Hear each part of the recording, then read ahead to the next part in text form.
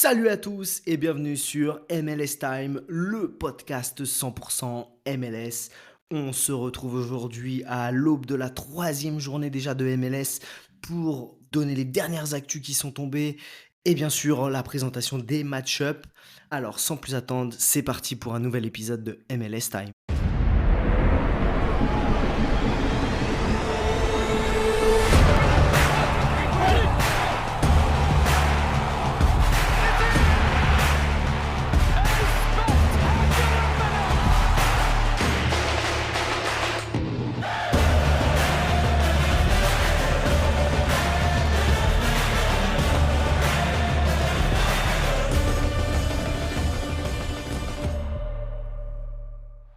Avant de démarrer tout ça, je voulais vous parler d'une chose qui est arrivée dans le week-end dernier. C'est Don Garber, donc le commissaire de la MLS. Il s'est adressé aux médias avant le match de San Diego à domicile, donc qu'il y a eu le week-end dernier, en disant que, je cite, notre pays et le Canada pourraient soutenir quelques équipes supplémentaires. Je pense qu'il y aura beaucoup plus de villes au fil du temps qui pourraient soutenir le football professionnel. Lui qui avait un peu expliqué il y a quelque temps que c'était terminé au niveau des expansions, semble revoir sa copie. Bon, pas étonnant vu ce que mettent à la poche les nouveaux propriétaires qui veulent s'implanter en MLS, hein. On rappelle 500 millions déboursés par San Diego pour pouvoir s'offrir cette franchise, la dernière qui a vu le jour cette saison. Eh bien écoute, après ces quelques mots, on va y aller tout de suite sur l'actu MLS. Cette semaine, assez chargée, beaucoup de joueurs se sont blessés, beaucoup d'incertitudes, un gros enchaînement avec la CONCACAF pour certaines équipes. C'est vraiment pas évident de suivre le rythme.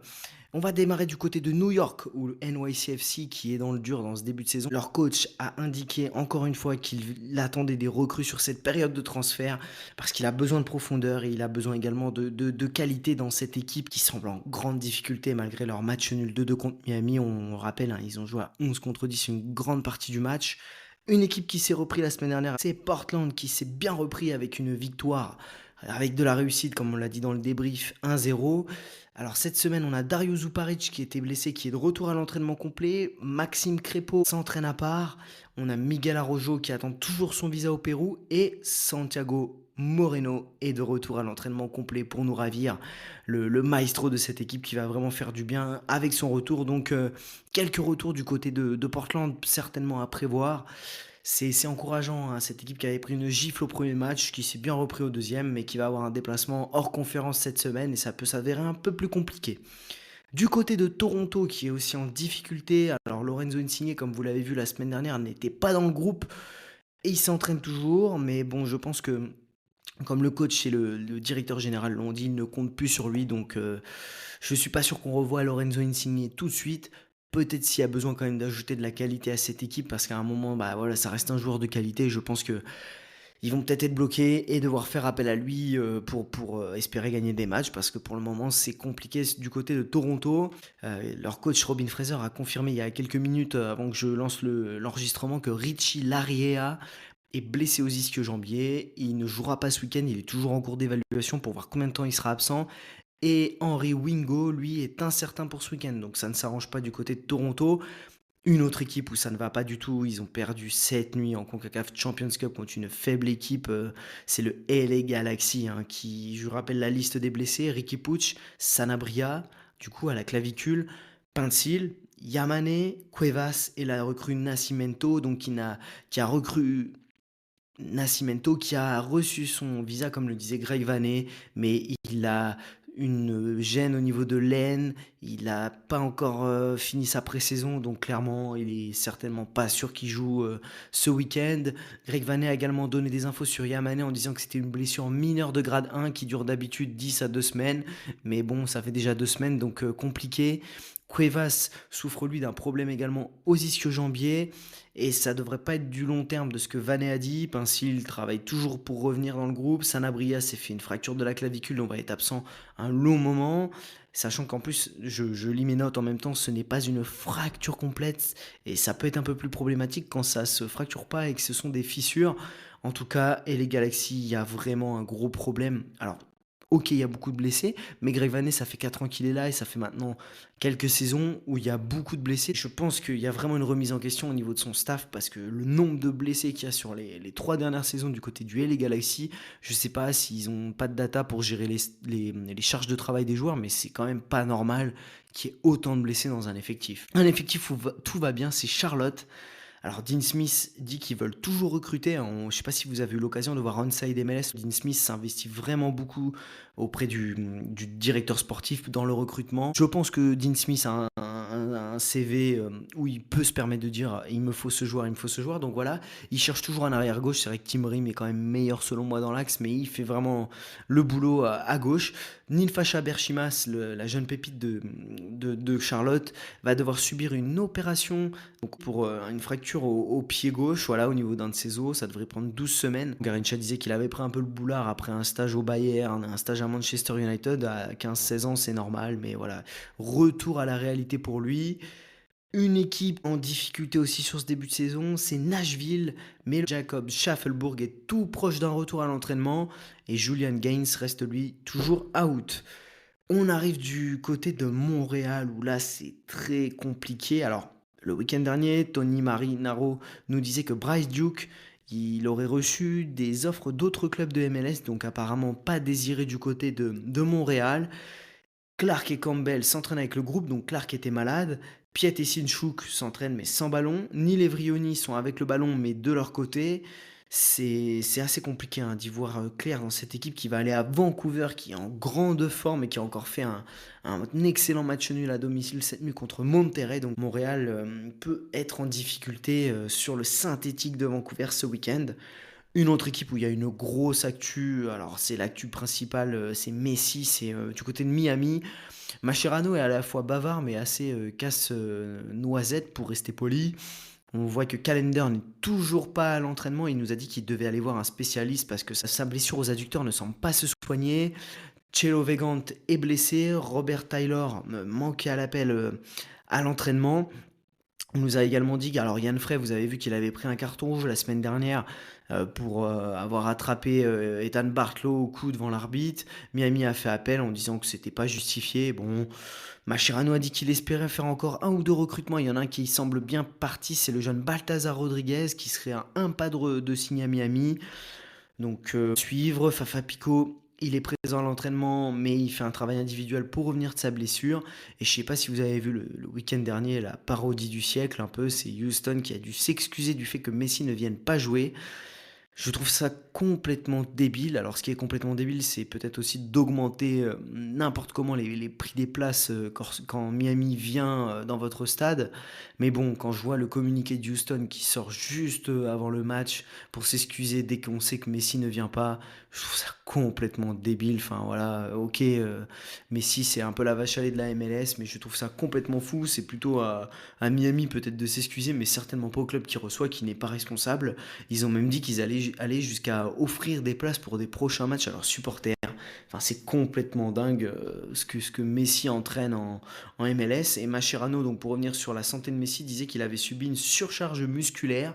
Et c'est pourquoi il l'a reposé contre Houston. Donc à voir si dans la nuit de jeudi à vendredi, il va jouer en Ligue des Champions à domicile. Je suis pas persuadé, mais je pense que voilà, tant qu'ils seront en Ligue des Champions CONCACAF, ça risque de tourner un peu plus régulièrement pour Messi. Du côté d'Atlanta, on a eu des bonnes nouvelles puisque Lennon et Amador ont repris l'entraînement. Je suis pas sûr qu'ils soient aptes à jouer 90 minutes, mais en tout cas c'est une bonne nouvelle. Thierry par contre est absent pour une blessure légère au quadriceps, il est à la semaine on nous dit, et Hernandez a la même blessure que Thierry, donc on n'a pas d'infos sur la gravité, mais deux joueurs qui sont absents, en tout cas les deux latéraux vont faire du bien s'ils reviennent. Du côté de l'AFC, je vous le disais la semaine dernière qu'il y avait eu des propos racistes apparemment tenus par Palencia envers Awaziem, mais la CONCACAF n'a pas donné suite puisqu'apparemment ils n'ont pas vu de mots qui auraient été prononcés par Palencia. Orlando, alors Robin Janssen, comme je vous le disais en début de semaine, va être encore absent pendant 3 semaines. Donc c'est un gros coup dur quand même pour Orlando et ça peut témoigner de leur faiblesse défensive à certains moments des matchs. Du côté des Red Bull New York, alors Sando Schwartz vient de dire que Lewis Morgan allait être absent 2-3 semaines. parce qu'en fait, il a un problème à son genou, donc rien à voir avec la blessure à la hanche qu'il a eue l'année dernière. Et Cameron Harper, on est encore en temps de validation enfin, de la nature de sa blessure. Du côté de Columbus, alors ils ont signé Amar Sejdic, l'ancien joueur de Nashville, d'Atlanta, enfin il a fait beaucoup de clubs jusqu'en 2025 avec une option pour 2026. Et Nancy nous a dit que Rudy Camacho, c'était encore un peu tôt pour qu'il revienne de sa blessure et qu'il n'a pas joué d'ailleurs en midweek cette semaine.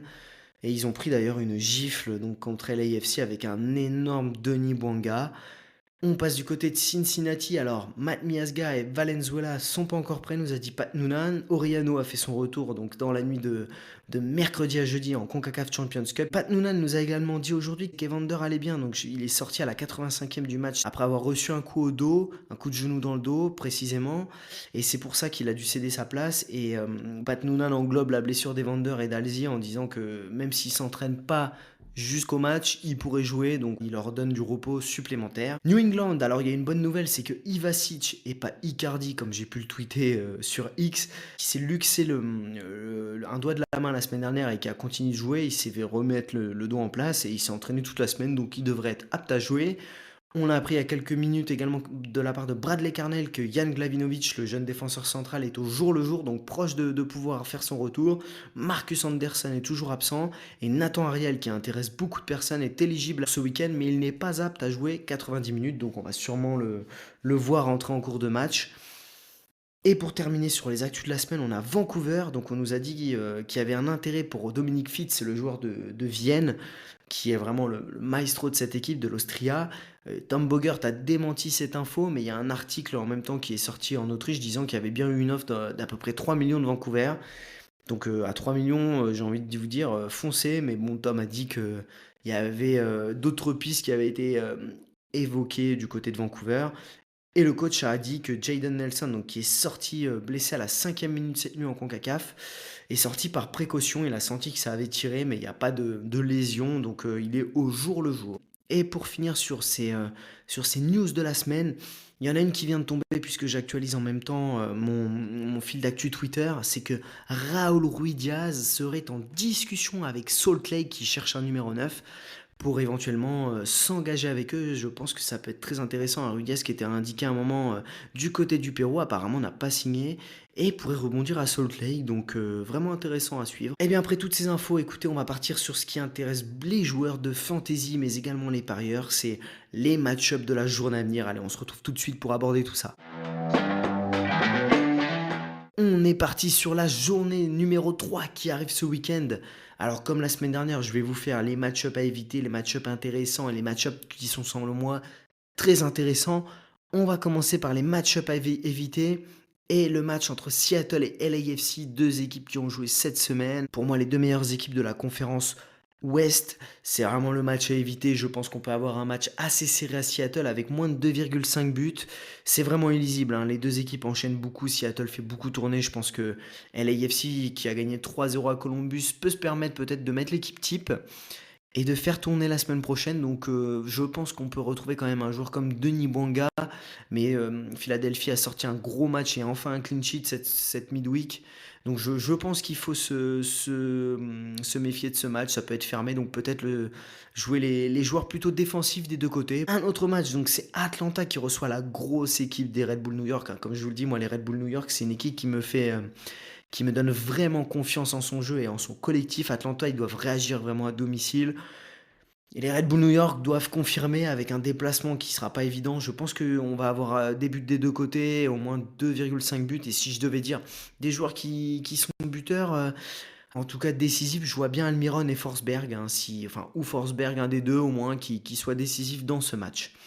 Mais côté résultat, très compliqué de dire quelle équipe va l'emporter au Ben Stadium. On sait toujours qu'Atlanta est très pénible à jouer là-bas, mais les Red Bull New York ont vraiment des arguments et un collectif très rodé. DC va recevoir Kansas City. Alors, c'est un match où je vois encore une fois, certains vont me dire tu forces avec DC, mais moi je les vois vraiment s'imposer. Attention, DC à domicile encaisse beaucoup. SKC, peu importe où, ils encaissent beaucoup, mais SKC est une équipe joueuse de ce que j'ai vu la semaine dernière contre San José. C'est vraiment pas une équipe qui ferme le jeu, donc je vois bien des buts dans ce match, au moins 3,5 buts peut être un spot intéressant, donc je vois bien les deux équipes marquer. DC marqué au moins 2 buts avec Benteke. Je vois bien Benteke décisif et Joe Belgique qui m'a fait une belle impression la semaine dernière. Donc voilà, je pense qu'on a deux équipes qui vont être fraîches. Vermes a quand même confirmé une chose qui peut peser dans la balance, c'est que SKC n'a pas eu d'entraînement complet depuis les 4 matchs de CONCACAF Champions Cup. Donc depuis presque 10 jours, ils n'ont pas pu s'entraîner en raison de la météo et également de la récupération vu l'enchaînement des matchs qu'ils ont eu. Donc côté fraîcheur, c'est bien, mais peut-être un peu moins de rythme. Donc je pense qu'on peut avoir un match assez ouvert entre deux équipes qui savent pas trop défendre et que ça peut être un match à l'équipe qui va marquer un but de plus que l'adversaire. Donc pourquoi pas 3 ou 4 buts dans ce match. Un autre match assez illisible, c'est les Ravens qui vont recevoir Philadelphie. Certains vont me dire, ouais, mais Philadelphie, c'est la grosse équipe. En effet, moi, si j'ai un favori à donner, c'est peut-être Philadelphie. Je les vois quand même gagner, puisque les Ravens, c'est quand même très creux. 0,77 de XG en deux matchs hein, pour les Ravens. Donc, franchement, face à la grosse défense de Philly qui est retrouvée et son équipe ultra efficace devant, je vois bien Baribo encore décisif et buteur. Pourquoi pas Gazdag, hein, qui est également le joueur, on va dire, de l'ombre, mais qui est tout le temps là à illuminer le jeu. Donc je vois bien Philadelphie quand même l'emporter, allez, 2-0, pourquoi pas, pour être fou du côté des Ravs. Un match où c'est très compliqué à lire, c'est NYCFC contre Orlando. Premier match de New York à domicile après 2 déplacements et premier match à l'extérieur d'Orlando après 2 réceptions. Donc clairement, je zapperai totalement ce match. Pour moi, New York est assez faible, mais j'attends une confirmation d'Orlando qui a bien réagi à domicile. Mais j'en attends plus quand même face à une équipe de New York quand même assez limitée, mais qui est toujours pénible à aller jouer chez elle. Donc clairement, c'est pour moi un des matchs les plus illisibles. Mais il y en a un autre qui est très illisible pour moi, c'est Austin contre les Rapids. Alors Austin, ça me paraît solide, mais comme je l'ai dit dans le débrief, ça me paraît très stéréotypé au niveau de leur jeu. À l'inverse, les Rapids, c'est une équipe qui est très joueuse, mais qui peut payer sa fougue, hein, comme contre Dallas où ça finit à 3-3. Je pense que on va avoir un match avec des buts ici, mais j'ai du mal à dégager un favori.